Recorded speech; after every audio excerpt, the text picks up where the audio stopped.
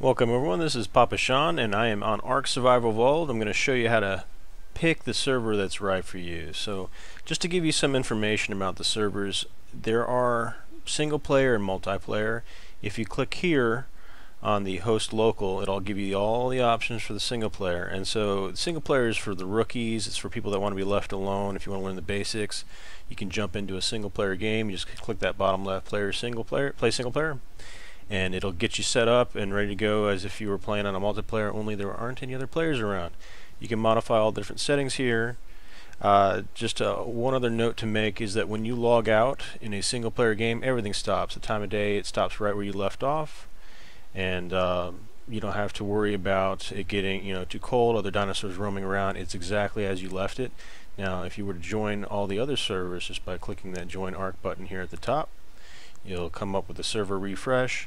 And here, when you log off in any of the multiplayer sessions, you're effectively a ragdoll. You are asleep. Somebody can walk up to you, they can loot all your stuff right off of you, they can access you, they can drag you into the water and drown you. So in the multiplayer, there's a lot more danger when you log off. Alright, so let's talk a little bit about the servers here. We've got the PvE servers, so you can do a search on the filter at the top, and this will give you PvE. And you'll see there's also some flavors, hardcore or official.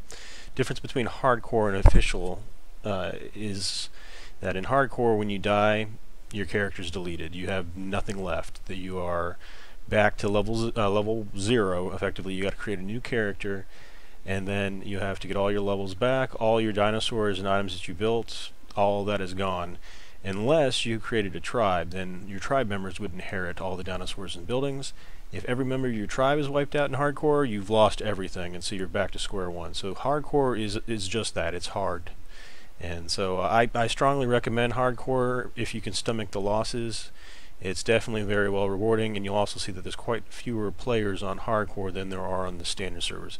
So the PvE is going to have no PvP happening. It's just going to be you against the environment and the elements, and you're still going to potentially die from hunger, thirst, and other dinosaurs also falling to your doom. Make sure you've got parachutes for that. So PvE, the things to know about this one is if you're social and you want to play with other people but you don't want to have them messing with you, this is probably the server for you. But be prepared that you're going to have to be tolerant for a little bit more high lag. Some of these servers I'm seeing right here are actually fairly decent, but it's in the early hours right now. When you get upwards around 35 to 50 players, you can start noticing some lag, and then above that you might find yourself having to wait in order to get on the server. Alright, so if you wanted to look at just the standard servers, clear the filters. These official servers are just plain standard. There is PvP, tribe on tribe. It all happens here. When you die, you keep your levels, you lose all your gear, and whatever dinosaurs died in the fight or any structures destroyed, those are gone. So the standard is if you want something kind of vanilla, if you enjoy the comfort of knowing when you perish, you're not going to lose everything.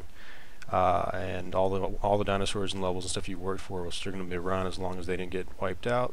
And if you're tolerant of high pops, because these are going to have some of the highest populations on ARK Survival Evolved.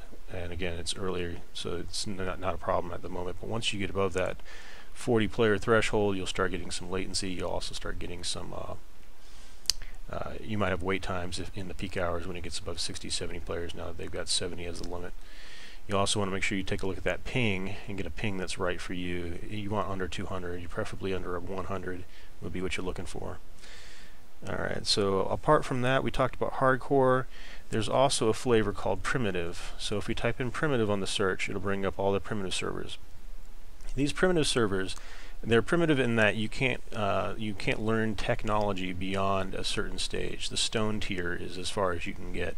So there's no metal structures. You won't have to worry about auto turrets and people using air conditioning systems and refrigerators. All that's not available. So it's going to be a little bit more challenging to get at some of the other content like breeding. There's a new dinosaur coming out, Dimetrodon, that should be out this month, and that will effectively act as a dinosaur air conditioner. And so that'll help out the primitive guys quite a bit, since breeding is probably the most highest challenge, keeping those eggs at the proper temperatures when they incubate. Alright, so with primitive, the stone structures, those stone structures will be taken out by catapults and trebuchets and different siege equipment. You can also use metal weapons, but it takes a lot longer, and a Gigantosaurus can also eat through stone. So that's kind of like end game for primitive is the stone tier. And then also there are unofficial servers here, which is everything we just talked about, only now it's unofficial. I gotta take away the primitive, there's probably not any primitives listed there. So here you see all the different servers people have thrown up, and so most of these are password protected, and a lot of them are YouTubers that like to have stage stuff rather than keeping it real. So any of these servers here, if you had friends that had unofficial servers, if you wanted your own sandbox, this is where you would go for that.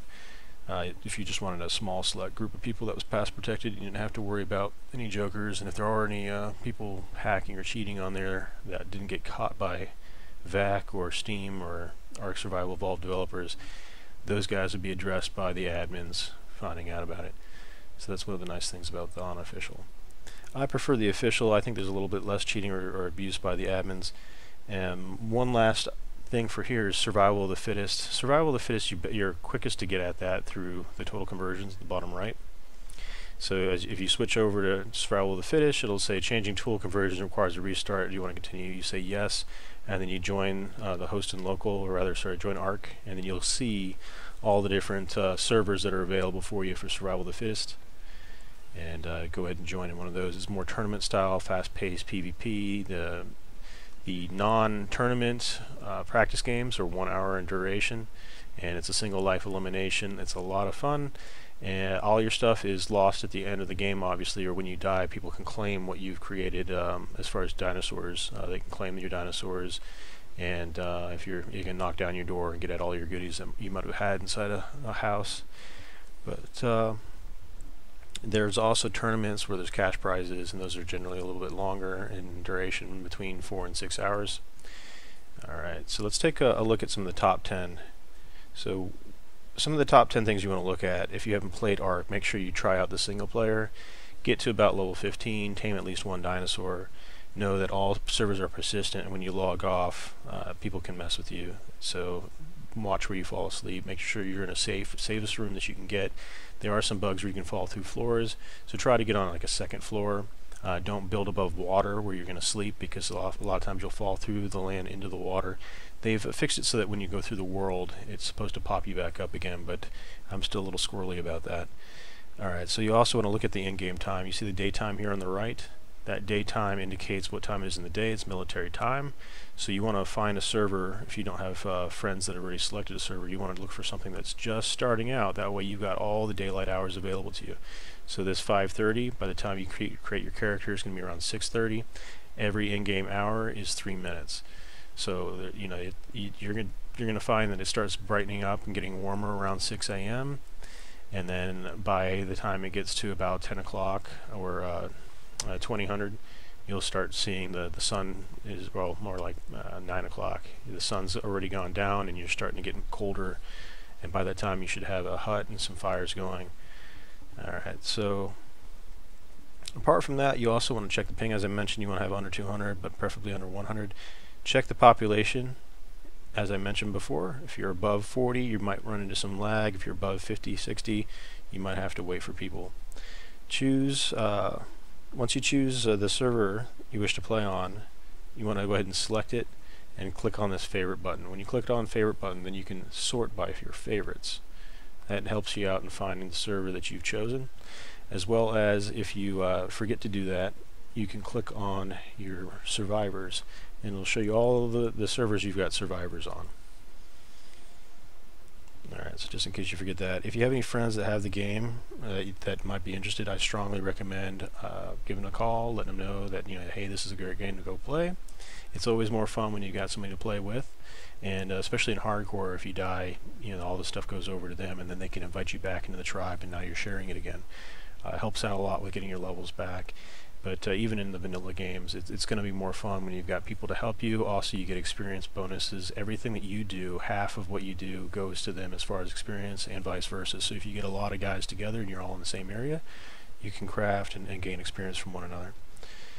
Alright, so if you're looking to join that friend, you want to go ahead and click on friends, and it'll search through, and currently I've got no friends in the sessions. I'm lonely, so if you want to be my friend, go ahead and add me on Steam.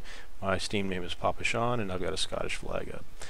Alright, so your presence on a server is known and can be checked in server logs unless you play in offline mode. So there's a Steam offline mode if you don't want anybody to know that you're on the server, or even on Steam, so you can go into offline mode. You can still play the multiplayer games, and the admin logs will not show that you're online on at least the Steam logs.